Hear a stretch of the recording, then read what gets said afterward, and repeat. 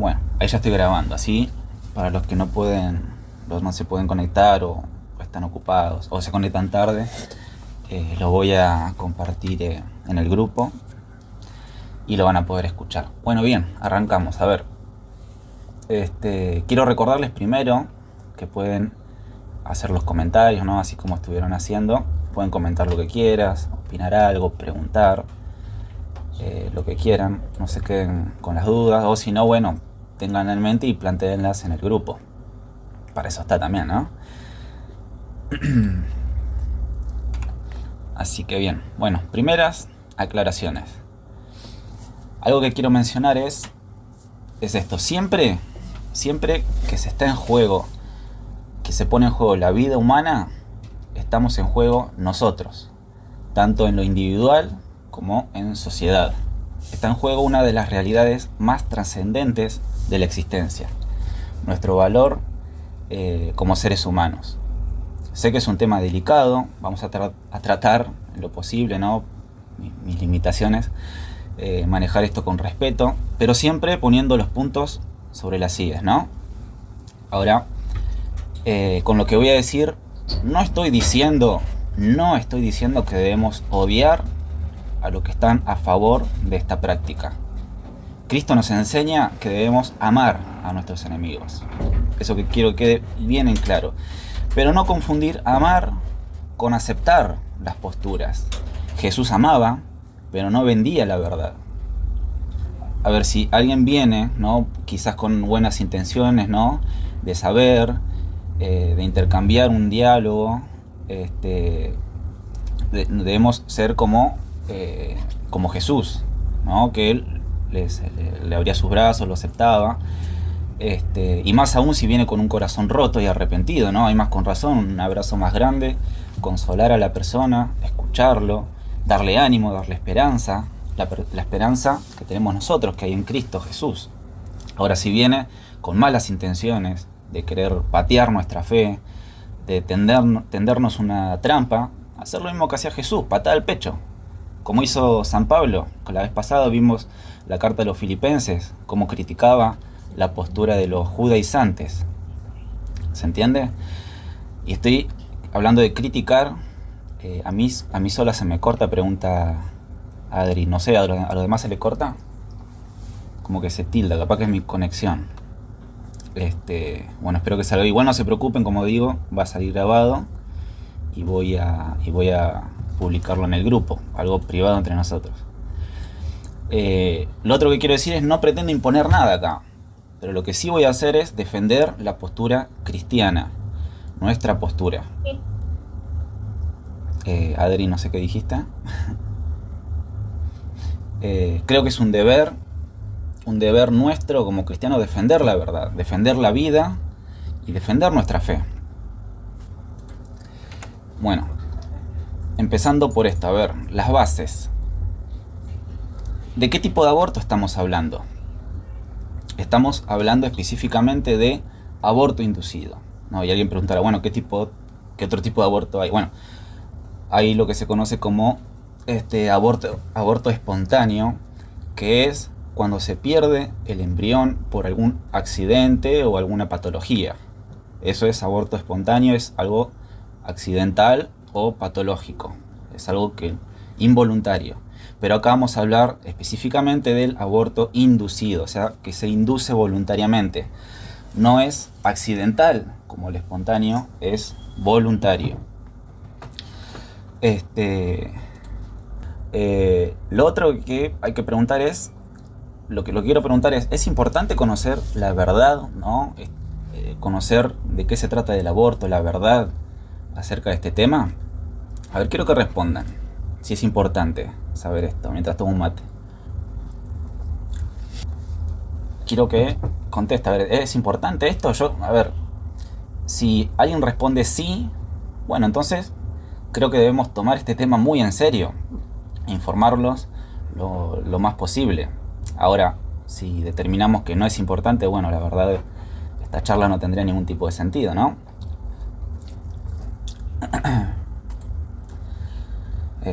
Bien, es importante, dice mi mamá.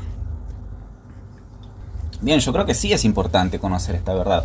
¿Por qué? A ver, supongamos que, a ver, otra verdad, supongamos que se descubre una nueva especie de escarabajo.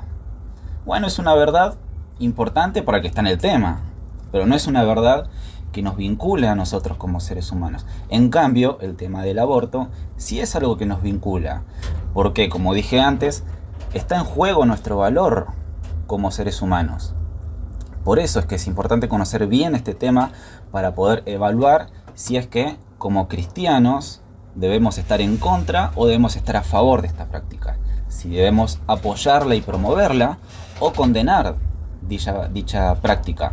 Ojo, que no dije condenar personas, sino condenar la práctica. No se me confunda. Como dije antes, como cristianos debemos buscar la verdad, creerla y practicarla. Tenemos que ser consecuentes, no hagamos divisiones entre nuestra fe y lo que hacemos o apoyamos en la cotidianeidad. Acá, bueno, puse algunos versículos que hacen referencia a lo que justamente estoy diciendo. Tenemos la primera carta de San Juan, dice esto: si afirmamos que tenemos comunión con Él, pero vivimos en la oscuridad, mentimos y no ponemos en práctica la verdad. ¿Ven cómo se hace esta diferencia? Estamos mintiendo, estamos viviendo en un engaño. La tercera carta de San Juan dice: nada me produce más alegría que oír que mis hijos practican la verdad. Esto lo dice el apóstol. Filipenses, lo leímos el otro día, capítulo 4, verso 8. Por último, hermanos, consideren bien todo lo verdadero, todo lo respetable, todo lo justo, todo lo puro, todo lo amable, todo lo digno de admiración, en fin, todo lo que sea excelente y merezca elogio. Ahora el Evangelio de San Juan dice en esto, uno de mis versículos favoritos, de hecho lo tengo tatuado, dice: y conocerán la verdad, y la verdad los hará libres. A ver, uno dirá con este último versículo, bueno, a ver, se refiere a la libertad del pecado que nos da Cristo. Bueno, está bien. Pero creo que es algo que se aplica a todo conocimiento de la verdad. A ver, supongamos que alguien cree que el consumir comida chatarra en exceso hace bien. Supongamos eso. Obviamente esa información es errónea, pero esa persona lo cree y va a actuar en línea con esa idea formada, y como consecuencia de la dieta nociva se le van a tapar todas las arterias. Entonces, cuando esta persona conozca y entienda la verdad, va a ser libre, ¿no? En este sentido, libres del engaño. De manera análoga, en el caso del aborto, también, si creemos algo falso, si nuestra postura no tiene asidero en la realidad, entonces estaremos siendo víctimas del engaño. Y solo la verdad nos hará libres. Me hace acordar al pequeño diálogo que tuvo Jesús con Poncio Pilatos antes de ser crucificado, ¿no? Que Pilato le dice: así que eres rey. Jesús contesta: eres tú quien dice que soy rey, y para esto nací y para esto vine al mundo, para dar testimonio de la verdad. Y dice esto, escuchen: todo el que está de parte de la verdad escucha mi voz. Hay que defender la verdad. Bien, ahora entremos de lleno en el tema. ¿Se ve bien? ¿Se escucha bien? Espero que sí. A ver, alguien comentó algo. Necesitamos informarnos y no ser ignorantes. Bien, Adri. Bien, Gaby. Bien, tal cual, hay que informarse. Todo el mundo ignora cosas. Y ignorante no hay que tomarlo en el término peyorativo. Todo el mundo ignora cosas. Pero esto es importante. Entramos en el tema. A ver, ¿qué es el aborto? Aborto, si lo buscamos en el diccionario, es la interrupción del embarazo por causas naturales o provocadas, ¿no? Ahí hace la distinción aborto inducido, aborto espontáneo, ¿no? Entonces, por ahora nos enfocamos en el provocado. Interrupción del embarazo. Y uno, si busca interrumpir en el diccionario, una de las definiciones es hacer que una cosa empezada pero no acabada no continúe por un tiempo limitado. Es decir, supongamos, me dan ganas de ir al baño, interrumpo, voy al baño y puedo continuar. O sea, tengo la opción de continuar o terminarlo, ¿no? Entonces, vemos que en este sentido la terminología nos engaña un poco. de alguna manera disuelve el significado, ¿no? Como que se busca atenuar el impacto. Por ejemplo, a ver, estoy seguro que todos acá vieron la película de Terminator, ¿no? Terminator se pone él en sí mismo como el exterminador, busca exterminar. Ahora, supongamos que dice, bueno, vengo a interrumpir la vida. No dice voy a exterminar, vengo a interrumpir la vida. Ya ahí ya cambia la cosa, como que se suaviza el término, ¿no? Del mismo modo, para este caso, lo más adecuado sería decir que es la exterminación del embarazo, la eliminación. ¿Y cómo se lleva a cabo eso, la eliminación del embarazo? ¿Desembarazando? No, por supuesto que no. Se lleva a cabo con la eliminación del embrión, que además, como dijimos, es un accionar voluntario. Entonces, acá ya tenemos una definición un poco más realista y completa de lo que es el aborto, que es lo siguiente: el aborto inducido consiste en la eliminación voluntaria del embrión, ¿no? Quiero aclarar esto: cuando digo embrión, alguno dirá, bueno, embrión es simplemente una etapa del embarazo, es verdad, después es feto, o sea, tiene diferentes nombres, pero con embrión me voy a referir a eso que está en el vientre durante toda la etapa gestante, ¿no? Para no ir repitiendo, ¿no? Embrión, feto, o sea, mencionando todo, digo embrión directamente. Es decir, desde la fecundación hasta el nacimiento, toda la etapa gestante. Bueno, en base a esta definición, ya podemos formular un argumento que dice de la siguiente manera. Premisa 1. Son 5 premisas y una conclusión. Después vamos a ir punto por punto. Primera premisa: el aborto, esto es lo que dijimos antes, el aborto inducido implica la eliminación voluntaria de embriones. No, embriones, cigotos, fetos, no, embriones en general. Los embriones, esta es la premisa 2, los embriones son seres humanos vivos, indefensos e inocentes. Premisa 3. Causar voluntariamente la eliminación a seres humanos vivos, indefensos e inocentes es asesinar. Premisa 4. Asesinar un ser indefenso e inocente es inmoral. Premisa 5.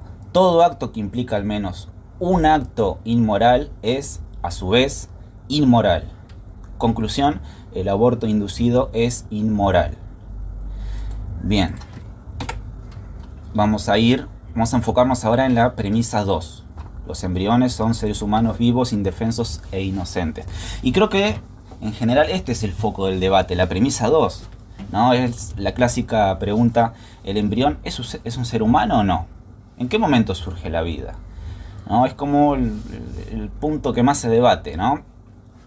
Este tema, esta discusión la oímos montones de veces, muchísimo, ¿no? Sobre todo cuando se llevó a cabo la legalización en los dos intentos, el primer intento fallido y el otro intento desgraciadamente tuvieron éxito. Recuerdo cuando nuestro ex ministro de Salud, Ginés Mario González García, dijo que el embrión no es un ser humano, ¿no? Miren lo que dice nuestro ministro de Salud: el embrión no es ser humano, sino que es un fenómeno. Digo ex ministro de Salud porque allá por el año 2020 renunció el cargo debido a que estuvo involucrado en este famoso vacunatorio VIP, ¿no? Fue un escándalo que se reflejó en todos los medios y por supuesto fue bajo la presidencia de nuestro querido Alberto Fernández. Por querido entiéndase en sentido irónico, por favor, ¿eh? Bien, yo les pasé un PDF y en ese PDF tenía varias declaraciones del señor Peter Singer. ¿Quién es Peter Singer? Es un filósofo utilitarista australiano, de Australia. Es un filósofo, es profesor de Derecho y profesor de Filosofía en la Universidad de Monash. Es pro aborto, por supuesto, pero es muy interesante lo que dice. Dice lo siguiente: dice que no existe absolutamente ninguna duda de que un feto es un ser humano, en el sentido de que es un ser vivo perteneciente a la especie humana y distinto de su madre. Negar esto supondría una ignorancia excesiva o mala fe. En ambos casos, el más elemental conocimiento destruiría esta opinión, por lo que ni siquiera cabría comenzar un debate. O sea, es en vano comenzar un debate. Si el problema fuera si el problema, perdón, a discutir fuera el de la humanidad del embrión, no habría en realidad discusión posible. Entonces, yo creo que tiene razón. A ver, quien está más capacitado para decir si esto es así o no, creo que estamos todos de acuerdo en que es la ciencia. La ciencia es la indicada para ver si esta premisa 2 es correcta o no. Pero ¿qué dice la ciencia? Bueno, la ciencia dice mucho. A ver, dice, por un lado, que en el momento de la concepción se forma una nueva célula con una carga genética distinta a la de la madre y del padre. Además, posee una construcción genética que programa por sí misma su estructura fisiológica y psicológica. Es autónomo e independiente. Por eso, dicho ser no es simplemente una masa de material orgánico, sino que es un ser cuyo desarrollo y funcionamiento se derivan de la precisa programación, y de la sucesiva operación de miles y miles de genes que ya están presentes desde la fecundación. Es un ser único, vivo y corresponde a la especie humana.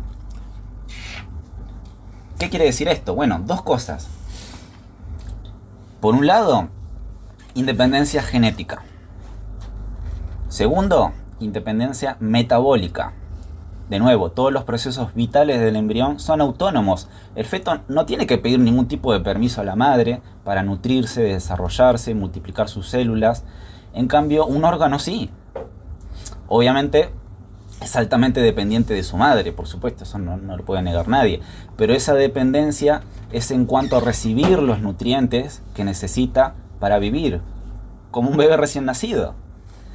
La forma en que utiliza estos nutrientes es completamente autónomo. De hecho, el cordón umbilical, la placenta y el líquido amniótico lo produce el bebé para su propio crecimiento y mantenimiento. No tiene la carga genética de la madre, sino la del hijo. Bien, hasta ahí la primera parte, ¿no?, de la premisa, o sea, hasta la coma. Los embriones son seres humanos vivos. Ahora, ¿qué hay de la idea de indefensos e inocentes? Bueno, creo que acá no hace falta ninguna aclaración, pero aún así la vamos a hacer. ¿Inocentes por qué? Porque no han hecho nada malo. Ahora, algún fanático necio podría decir, bueno, hizo mal en nacer, hizo mal en existir. Bueno, querido, vos también exististe, naciste, entonces ¿qué? ¿Sería lícito entonces, en base a tu crimen tan atroz de haber nacido, quitarte la vida? Indefensos ¿por qué? Porque está en una etapa extremadamente delicada, ya que al no estar completamente desarrollada requiere de muchísimos cuidados y controles. Por eso es que desalojarlo violentamente de su lugar natural, que es el vientre de su mamá, conlleva su inminente muerte. Hasta ahí la premisa 2. La premisa 3. Causar voluntariamente la eliminación a seres humanos indefensos e inocentes es asesinar. Bueno, esto creo que es evidente por sí mismo. Si el ser humano tiene valor en cualquier etapa de desarrollo en la que se encuentre. No es que un embrión no tiene valor y mágicamente al salir del vientre de la madre ya tiene valor. Es absurdo. También es absurdo decir, ¿no?, como he escuchado, decir que el DNI le da valor a un ser humano, ¿no?, que esté registrado civilmente le da valor. No tiene sentido. A ver, ¿qué dice Peter Singer? También está en el PDF. Dice esto: desde la concepción hasta la adultez existe una continuidad biológica en cada ser humano que desautoriza toda pretensión de negarle la humanidad en algún momento del desarrollo. Tampoco se trata de algo gradual entonces, ¿no? No es que mientras más va avanzando el embarazo, el embrión más valor tiene, entonces llega el momento del nacimiento donde tiene tanto valor que ya no es lícito matarlo. Luego tiene más valor en su niñez, en su adolescencia, en su adultez, y luego al hacerse viejito ya va perdiendo valor ontológico, entonces llega un momento que pierde tanto valor que ya podemos matarlo, ¿no? Suena locura, pero recordemos que muchos de estos grupitos abortistas están a favor también de la eutanasia. No hay que olvidarse eso. Premisa 4. Asesinar un ser indefenso e inocente es inmoral. Bien, otra premisa autoevidente. Noten que incluso en una guerra bélica, esto se cumple, por lo menos en parte, ¿no? Existe cierto código moral implícito, ¿no?, en estos escenarios. De hecho, cuando un bando viola este código moral, es mal visto, no solo por el bando contrario, sino también por el resto del mundo. La vida humana es valiosa por sí mismo. El ser humano nunca puede ser un medio para otros. El ser humano no es un medio para otros, debe ser un fin en sí mismo. Porque al usarlo como un medio para algún bien menor de otro, como por ejemplo, no sé, para que la mamá o el papá pueda seguir con sus proyectos de vida, le estamos restando valor a la vida humana. Estamos actuando como si ese embrión fuese algo ajeno a mí. Estamos tratando ese embrión como algo distinto a nosotros, como si nosotros nunca hubiéramos estado en esa etapa, como si nunca hubiésemos sido un embrión. Lo estamos actuando como si eso fuera algo ajeno a la especie humana. Y actuar de esta manera es inmoral, absurdo y caprichoso. De hecho, la vida humana es tan valiosa que solo se permite en ciertos lugares y ciertas épocas quitar la vida en virtud de defender la vida, ¿no? Esto es la pena de muerte. Quitar la vida en virtud de defender la vida. ¿Y cómo es esto? Bueno, los condenados a muerte, ojo, no estoy diciendo que estoy a favor de la condena de muerte, ¿no? Solo entendamos esta lógica. Un individuo es tan peligroso para la vida de la comunidad que en virtud de proteger la vida del prójimo, se le quita la vida a esta persona peligrosa. Otro ejemplo, el nazismo. Este movimiento político fue extremadamente perverso. Se pasaba por alto todos los derechos humanos. Lo que se decidió fue hacerle frente y eliminarlos. ¿En virtud de qué? De proteger la vida humana. ¿Qué hubiera pasado si se cruzaban de brazos?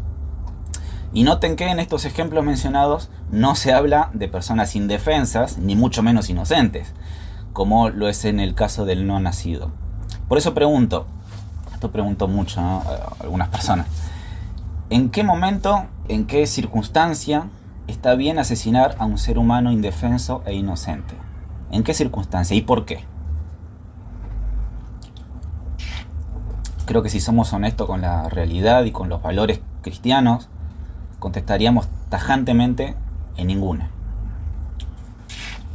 Además, ¿no?, le podríamos añadir el agravante de que dicha humana indefensa e inocente que se elimina es el hijo de la paciente. Espero que se esté entendiendo, ¿no? Yo por ahí voy muy rápido. ¿Se está entendiendo todo? Por favor, cualquier cosa pregunten. Aclaraciones se puede hacer, por supuesto. A un comentario. Sigamos avanzando mientras. Premisa 5. Todo acto que implica al menos un acto inmoral es, a su vez, inmoral. Esto creo que también es bastante autoevidente, ¿no? Pero para que se entienda bien lo que quiero decir, vamos a plantear lo siguiente. Yo quiero tener un auto, pero no tengo plata para comprarlo. Entonces salgo y robo uno. Entonces bien, genial, ya tengo un auto, que es lo que yo quería. Ahora pregunto, ¿cuál es el problema? El problema justamente es que en el acto de yo tener un auto, robé. Y eso es un acto inmoral.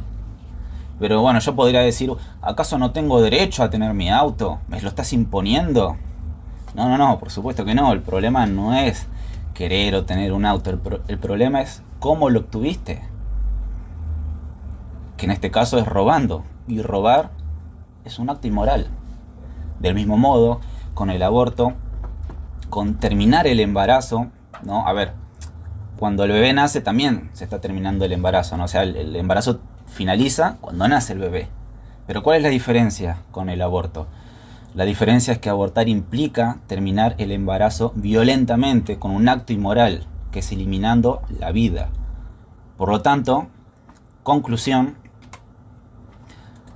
el aborto inducido es inmoral. Punto. Ahora, seguramente están esperando que aclare la conclusión.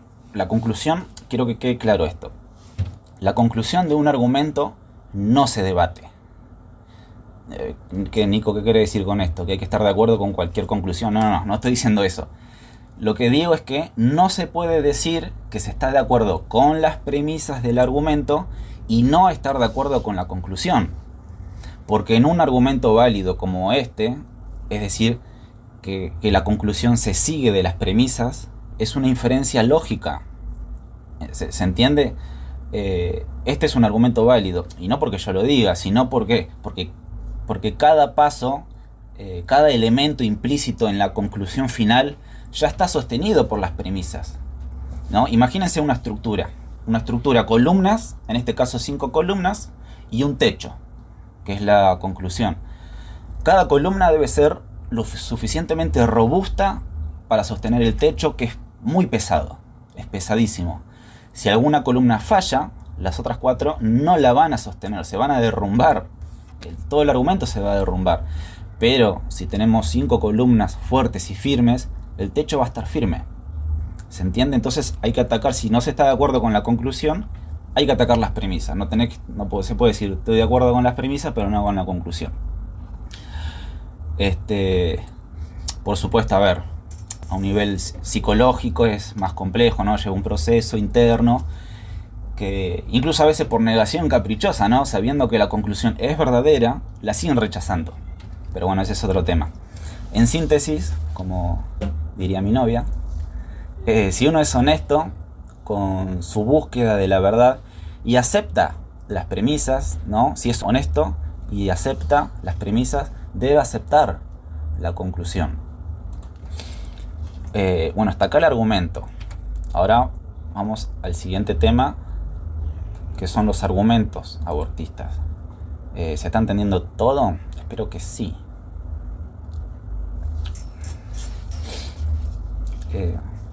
Continúo, si no hay dudas, o se durmieron o no están entendiendo todo. Espero que lo segundo. Bien, primer argumento abortista que vamos a ver, ¿no? El embrión no es ser humano, no es vida humana. Bueno, esto ya lo refutamos, ¿no? A ver, pero alguien dirá, bueno, todo muy lindo, pero bueno, es lo que vos decís, Nico. A ver, dame fuentes. Bueno, sería muy denso y requeriría mucho tiempo ver toda la evidencia científica como tal, pero sí les voy a mostrar unos artículos publicados por la ANM, que es la Academia Nacional de Medicina de Argentina. ¿Y qué dice la Academia Nacional? Dice lo siguiente, después se los paso, son 3 páginas nada más. La Academia Nacional de Medicina considera que el niño por nacer, científica y biológicamente, es un ser humano, cuya existencia comienza al momento de su concepción. Dice además que destruir a un embrión humano significa impedir el nacimiento de un ser humano. La siguiente página, a ver.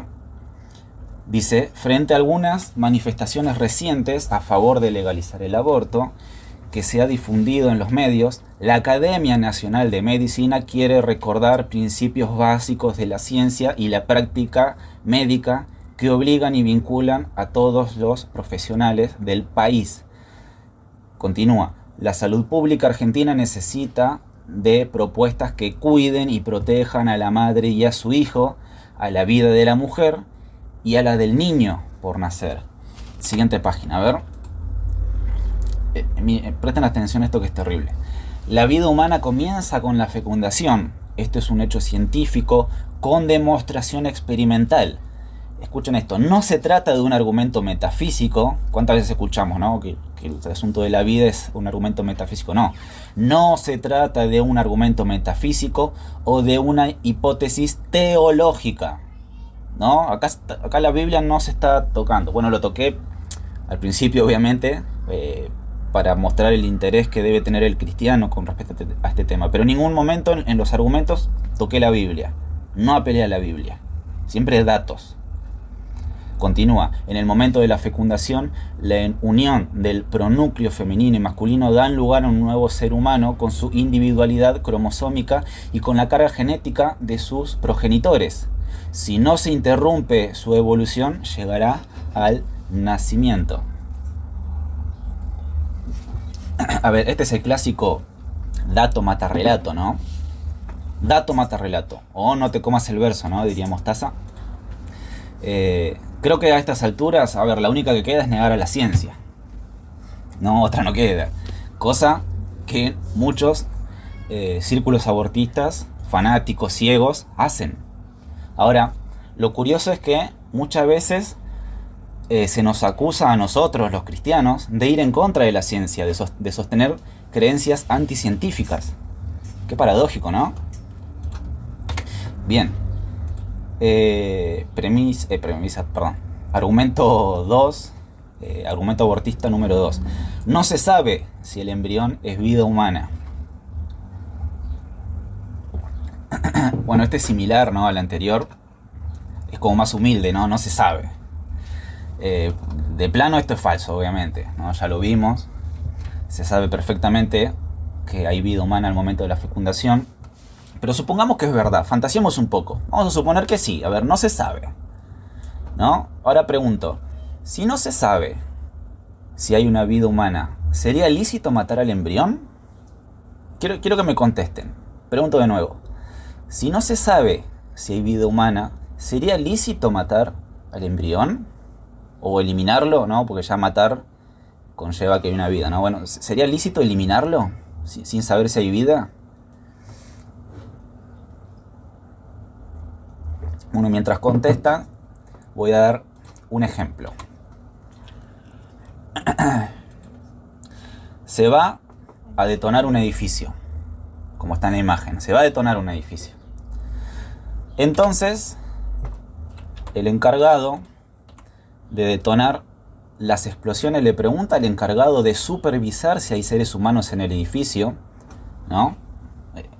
De vuelta, el encargado de detonar las explosiones le pregunta al encargado de supervisar si hay seres humanos en el edificio. Y este último le dice, no, ni idea, no sé si hay seres humanos en el edificio. No le dice ni sí, ni no. No se sabe. Ahora, la pregunta sería la siguiente. ¿Sería correcto que el encargado de detonar las explosiones detone las explosiones sin saber si hay vidas humanas en el edificio?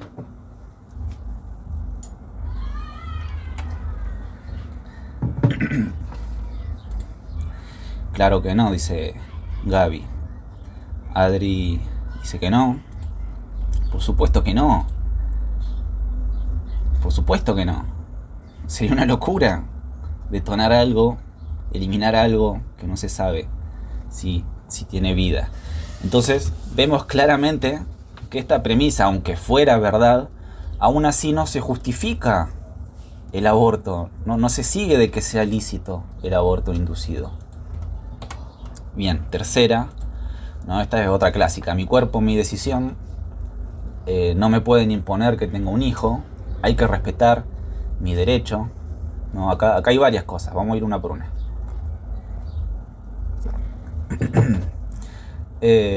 Bueno, en primer lugar, mi cuerpo, mi decisión, ¿no? Con mi cuerpo hago lo que yo quiero.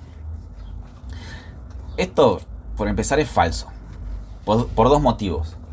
Por un lado, esta premisa supone que el embrión es parte del cuerpo de la madre. Pero ya vimos contundentemente, firmemente, que esto no es así. Ese nuevo ser humano es radicalmente distinto a la madre. No es parte de su cuerpo, no es un órgano de la madre. Muchas veces se trata el embarazo como un órgano, como una enfermedad. Se trata a la criatura en el vientre como un apéndice, como un tumor, ¿no? Qué cosa más aberrante. Por otro lado, tampoco es bueno dejar que cada uno haga lo que quiera con su cuerpo. A ver, si yo decido, no sé, cortarme el brazo. Cortarme el brazo porque sí, ¿no? Mi familia y mis amigos me dirían que no. Tratarían por todos los medios de que no haga esa locura. Me llevarían mínimo a un psiquiatra. Y yo quizás diría, no, mi cuerpo, mi decisión. No, querido, no funciona así. Entonces vemos que es falso que con mi cuerpo hago lo que se me antoja. Se aplica así, no sé, a cosas como teñirse el pelo, hacerse tatuajes. Bueno, sí, eso sí, en el sentido, con tu cuerpo hacer lo que vos quieras. Pero imaginemos que yo agarro un cuchillo, ¿no? Con mi mano y decido ir por la vida así, ¿no? Voy en el bondi, ¿no? Haciendo este movimiento. Y uno me diría, no, pará, vas a lastimar a alguien. Ah, no, mi cuerpo me dice, yo con mi cuerpo hago lo que quiero. No, no es así. ¿Se dan cuenta el problema que hay cuando no se presta atención a las ideas que se van filtrando? Hay que estar atento a estas cosas. Lo segundo, dice, ¿no? En esta objeción, no pueden imponerme que tenga un hijo. Bueno, perdóname, hijo ya tenés. Está en tu vientre y está vivo. Bueno, pero no me pueden obligar a que lo tenga. Entonces, ¿qué hay que permitirte que lo asesines? El tercero, hay que respetar mis derechos, no los derechos de la mujer, hay que respetar. ¿Sí? ¿Derecho a qué? ¿Derecho a asesinar a tu hijo? ¿Derecho a... no, diría derecho a planificar mi vida, ser libre? Bueno, tenés un hijo ahora. ¿Qué tenés pensado hacer con él? ¿Se dan cuenta cómo cambia la cosa una vez que definimos bien cada término que es cada cosa? ¿Se dan cuenta cómo cambia, cómo se da vuelta la tortilla? Por eso, repito, debemos aprender a defender nuestra fe en su conjunto. Bien, vamos bien con el tiempo. Creo que vamos a llegar. La cuarta objeción, la de las operaciones, ¿no? Ahora lo voy a pasar a explicar. Dice, no hay persona hasta que. Por un lado dice, no hay persona hasta que piense, hasta que pueda razonar, ¿no? Entonces, no hay persona hasta, no sé, un año de edad, cuando recién piensa, razona. ¿Cómo juzgamos eso? Otros dicen, es persona cuando hable, cuando sepa hablar. Bueno, a los 2, 3, 4 años de edad, ¿no? O sea, cuando empieza a hablar bien, a los 4 años, 5, recién ahí hay persona.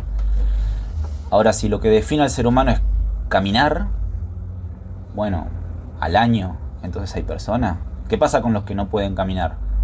Con los inválidos, con los que nacen sin piernas. ¿Pierden su dignidad de ser humano? Si lo que define persona es escribir un poema, esto lo he escuchado mucho, escribir un poema, no una poesía, entonces que recién hay persona a los 10, 11 años. Otros dicen planificar su vida, ¿no? El ser humano recién cuando planifica, bueno, entonces que 18, 19 años cuando planifica su vida. Si lo que define es pensar, bueno, al año, a los 2 o 3, ¿no? Cuando comienza a pensar, ¿no? O sea, un bebé está como así, como nada, ¿no? Como no piensa, ¿no? Recién está recibiendo imágenes. Después de un tiempo la empieza a razonar. Entonces que no hay ser humano hasta el año. Otros dicen, no, lo que define si hay vida es la vida en sociedad. Bueno, ¿y quién define la sociabilidad humana? ¿Quién dice que la relación con su mamá desde el útero no es ya una relación social? ¿Quién dice que no? A ver, acá hay un comentario. Adri, hasta que nazca, dicen. Creo que la Constitución lo considera ciudadano después de nacido. Habrá que averiguar bien. Sí, pero entendamos la lógica. Que nazca. A ver, cuando pasa lo que sería la parte íntima de la mujer, ¿qué sucede? ¿Algo mágico que ya le da el derecho de persona? ¿Qué sucede? ¿Algo mágico? No se entiende. Aparte, de nuevo, Peter Singer es honesto. Dice que no pasa nada cuando nace. O sea, es el mismo ser cuando está en el vientre que cuando nace. No hay un cambio ontológico. O la tijera es mágica, que cuando le cortan el cordón umbilical es mágico, ya le da valor de persona. Bueno, a ver, este tipo de objeciones, ¿no? Es persona hasta que se basa en operaciones, ¿no? Es decir, en que recién es persona hasta que pueda hacer tal operación. Bueno, esto ya es algo más filosófico, porque por un lado te aceptan la vida humana desde la concepción, pero te niegan el valor de persona alegando que, como digo, que es persona cuando realiza determinada operación. Bueno, ahora me voy a poner un poco abstracto. Va a costar un poquito, espero que se entienda, pero voy a intentarlo. A ver, Lo que hay que entender es que las operaciones, en el sentido filosófico, son actos segundos del ser. De nuevo, las operaciones, ahora lo van a entender, las operaciones son actos segundos del ser. Y el acto primero es el ser, es el acto del ser persona. Ahora, el acto primero, como digo, es el ser, es la forma sustancial, lo que es la cosa, la persona. Ese es el ser, el acto primero. Los actos segundos son los que salen del acto primero, ¿no? Por ejemplo, el hablar, cantar, escribir. Para hacer eso tenemos que existir primeramente. Ya tiene que haber ser persona humana, que eso es lo que manda la operación. De ese acto primero, ¿no? Que es el ser, en nuestro caso el ser personas humanas, brotan los actos segundos, que no son más que operaciones. Los actos segundos siguen al ser, no son algo externo. Ahora lo voy a pasar a explicar mejor con dibujitos. Bien, vamos con un ejemplo. ¿Por qué un manzano da manzanas? ¿No? Ahí están las manzanitas, mirá. ¿Por qué un manzano da manzanas? Porque es operación que responde a la naturaleza de ser manzano, a su ser, a su sustancia. Ahora, otra pregunta. ¿Por qué el manzano no produce calabazas? Porque no es una operación que responda al ser manzano, ¿no? ¿Se entiende ahí cómo el acto segundo corresponde, sale del acto primero? Primero está el ser, que es ser manzano, y de ahí brota el acto segundo, que son las manzanas, ¿no? La calabaza, un pepino, lo que uno se le ocurre, un perro, ¿no? No. Es propio del manzano que salga manzanas. Vamos a quedar con un ejemplo bíblico, ¿no? Dice San Mateo, capítulo 7, del 16 al 18. Por su fruto lo conoceréis. ¿Acaso, esta pregunta, ¿acaso se recogen uvas de los espinos? No. ¿O higos de los abrojos? Claro que no. Así, todo buen árbol da buenos frutos, pero el árbol malo da frutos malos. No puede el árbol bueno dar malos frutos, ni el árbol malo dar buenos frutos. ¿Se entiende cómo el acto segundo? ¿No? Esto está, creo que claro, ¿no?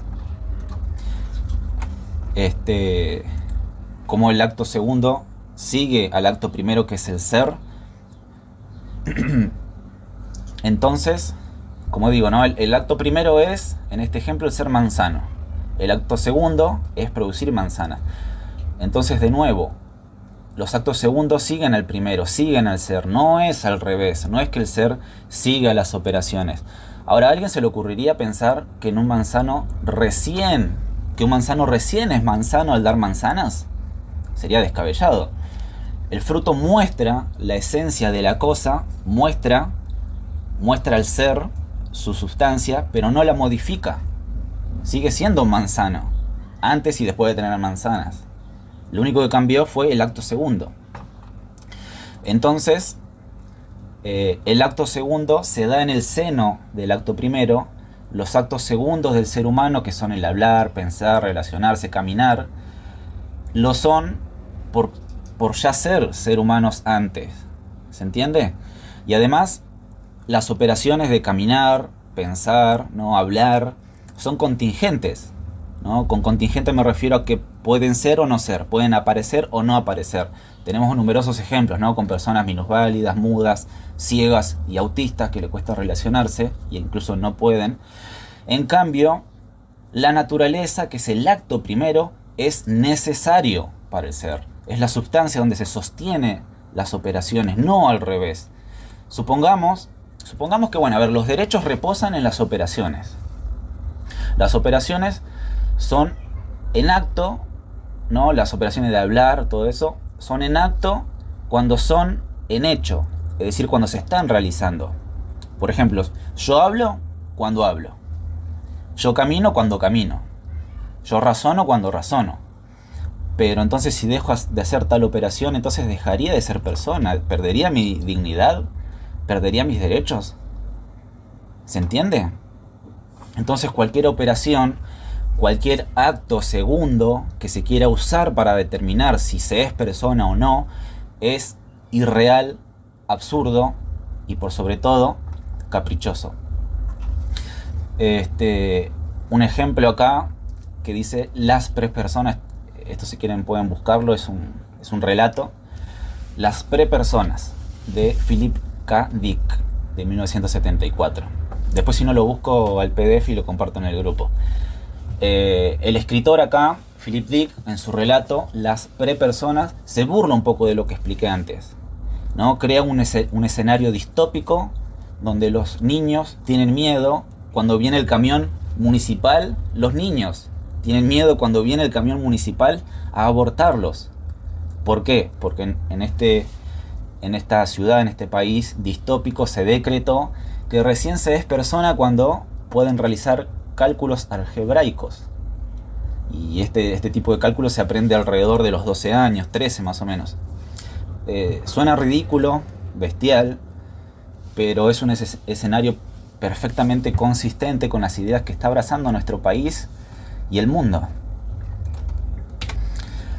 Bien, para finalizar, quinto argumento abortista. A ver, esta es terrible.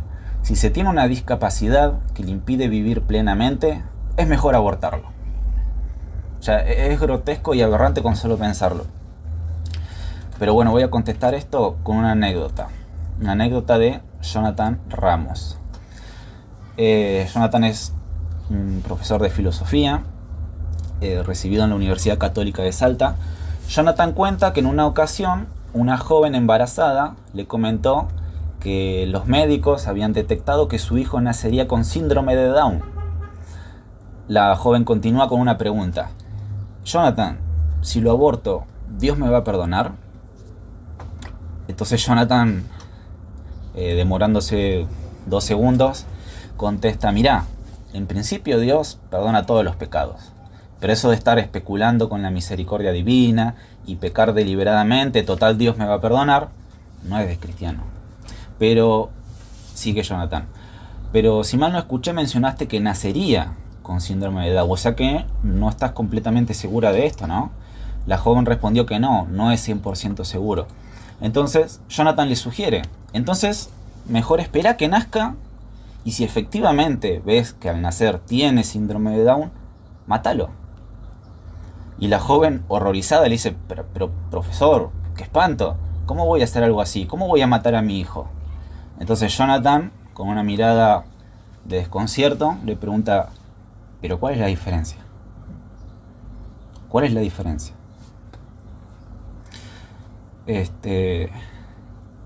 Bueno, hasta acá. Muy interesante todo. Bueno, bien. Me alegro que no se hayan dormido. Buenísimo, dice Adri. Bien, genial. Gracias por estar. Es bueno difundirlo, dice. Bien o bien.